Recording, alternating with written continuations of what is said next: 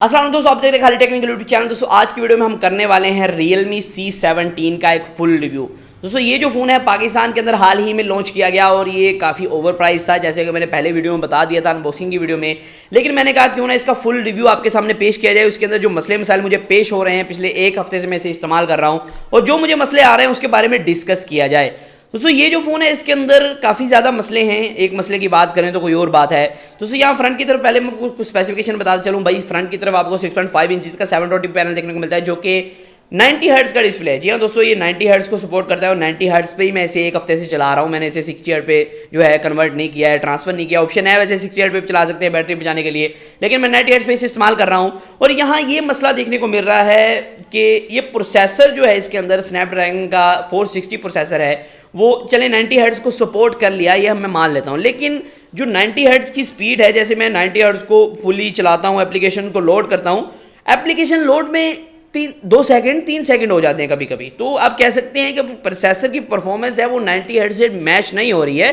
तो आप क्या करेंगे वहाँ 90 हर्ट्ज का, जहाँ आप जो है तेज़ अपने फ़ोन को चला ही नहीं सकते। जी हाँ, आप ये कह लें कि गेमिंग के अंदर आपको FPS ठीक देखने को मिले, लेकिन गेमिंग प्रोसेसर ये नहीं है। ये इसके अंदर आप जो है लो ग्राफिक्स पे गेमिंग कर पाएंगे, आप इसी हाई ग्राफिक्स पे गेमिंग नहीं कर पाएंगे, मीडियम पे नहीं कर पाएंगे। इसके अंदर लो सेटिंग पे आप जो है गेमिंग कर पाएंगे। तो आप कि जो 90 हर्ट्ज का डिस्प्ले है उसका फ़ायदा आपको एक हिसाब से इस फ़ोन के अंदर नहीं होने वाला है, क्योंकि स्नैपड्रैगन जो 460 चिपसेट है उसके साथ जो ये डिस्प्ले है 90 हर्ट्ज का वो सही से वर्क नहीं कर पा रहा है। बहुत ज़्यादा लैग आपको देखने को मिल रहा है, एप्लीकेशन में लोड टाइम बहुत ज़्यादा ले रहा है।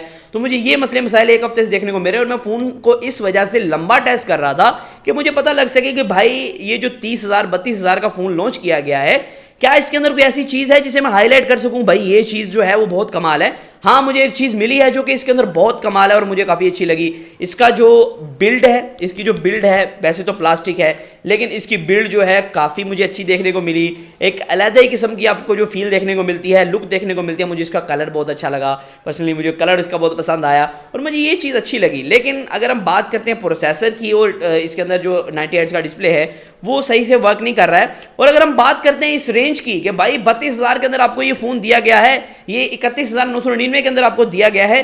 बेशक इसके अंदर 6 GB रैम है, 128 GB इंटरनल स्टोरेज है। जो हमारा पाकिस्तानी एवरेज कंज्यूमर है बेचारा वो इस तरह का है, वो ये नहीं सोचता कि इसके अंदर क्या प्रोसेसर है, क्या चीज़ें लगाई गई हैं, क्या डिस्प्ले है। वो बेचारा यही सोचता है कि भाई इसके अंदर जो 6 GB रैम लगाई गई ना, मुझे उससे मतलब है 6 GB रैम मतलब कि फ़ोन तेज़ चलेगा।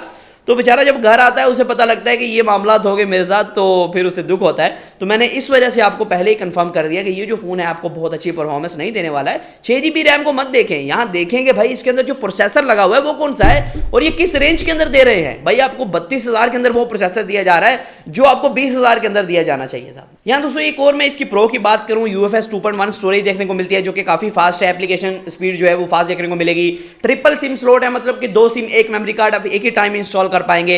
इसके अंदर जो बैक की तरफ कैमरे हैं, इसके अंदर अल्ट्रा वाइड सेंसर भी है, एक बहुत बड़ी बात, क्योंकि इस रेंज के अंदर अल्ट्रा वाइड सेंसर को मिस किया जाता है। यहाँ जो है मेन सेंसर है वो एक 13 मेगापिक्सल का 1.8 अपर्चर के साथ है और यहाँ दूसरा जो है 8 मेगापिक्सल का एक अल्ट्रा वाइड सेंसर है। 2 मेगापिक्सल का मैक्रो डेप्थ है, 2 मेगापिक्सल का मैक्रो है, 2 मेगापिक्सल डेप्थ है और मैक्रो डेप्थ के भी सही शॉट्स आपको देखने को मिलते हैं। बहुत कमाल नहीं कहूँगा, सही शॉट्स आपको देखने को मिलते हैं। और फ्रंट की तरफ दोस्तों आपको जो है एक सेल्फी देखने को मिलती है जो कि 8 मेगापिक्सल की सेल्फी है f2.0 अपर्चर के साथ। दोनों कैमरा फ्रंट और बैक जो है 1080p 30 FPS तक रिकॉर्डिंग सपोर्ट कर लेते हैं। और बैक की तरफ फिंगरप्रिंट स्कैनर है, फ्रंट की तरफ फेस अनलॉक है। इनकी तरफ से कोई मसला नहीं है, fingerprint scanner face unlock okay हैं। लेकिन यहाँ दोस्तों जो फिंगरप्रिंट स्कैनर की प्लेसमेंट है ना थोड़ी सी ऊपर है, मतलब कि आप कह सकते हैं अगर मैं इसको पकड़ लेता हूँ फोन को तो फिंगरप्रिंट स्कैनर यहाँ कहीं होना चाहिए था, मेरी फिंगर यहाँ तक आ रही है। तो अगर मैं थोड़ा सा ऊपर करके इसे दबाता हूँ तो फिर ये हो पाता है और कैमरा के बिल्कुल साथ है, इस तरह बिल्कुल साथ है।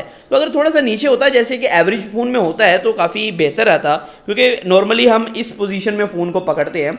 अगर मैं इस पोजीशन से फ़ोन को निकालता हूँ जेब में से तो मैं यहाँ इस तरह तो फिंगर जो है करके क्लिक नहीं करूँगा, तो थोड़ा सा नीचे होता तो ज़्यादा बेहतर हो जाता। फिंगरप्रिंट प्लेस में थोड़ी सी ऊपर चली गई है जिससे आपको काफ़ी दिक्कत देखने को मिल सकती है। हाँ दोस्तों, इसके अंदर 5000 mAh की बैटरी है, साथ में टाइप सी की सपोर्ट है, 3.5 जैक है, लाउड स्पीकर है और 18 वाट की फास्ट चार्जिंग है। लेकिन दोस्तों यहाँ मेरे ओपिनियन की अगर आप बात करें तो मैं कहूँगा ये सीधा सीधा ओवर प्राइस्ड फ़ोन है।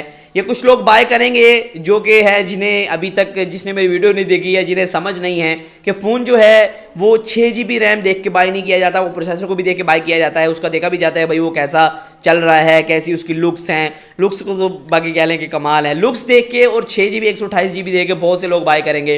लेकिन उसके अलावा जिन्हें पता होगा कि भाई इसके अंदर जो प्रोसेसर है स्नैपड्रैगन 460 वो इस रेंज के अंदर खरीदने के काबिल नहीं है, वो नहीं बाय करेंगे। और मेरा ये मशवरा है कि ये फ़ोन को आप स्किप कीजिएगा, इसे बाय मत कीजिएगा, इस पर अपने पैसे मत खर्च कीजिएगा। इससे बेहतर यह है कि किसी और फ़ोन की तरफ चले जाएं, जो मर्जी फ़ोन हो इसके अलावा, क्योंकि यहाँ उसके अंदर प्रोसेसर आपको अच्छा देखने को मिलेगा। आप कह लेंगे इससे अच्छा तो इस रेंज के अंदर इन्फिनिक्स प्रोसेसर आपको प्रोवाइड कर रहा है, दूर कहाँ जाते हैं। दोस्तों आज की वीडियो इतना ही था, फिर मैं वीडियो के साथ वीडियो के लिए हमारे चैनल को सब्सक्राइब कर लें। आज की वीडियो इतना ही था, फिर मैं वीडियो के साथ। अल्लाह हाफिज़।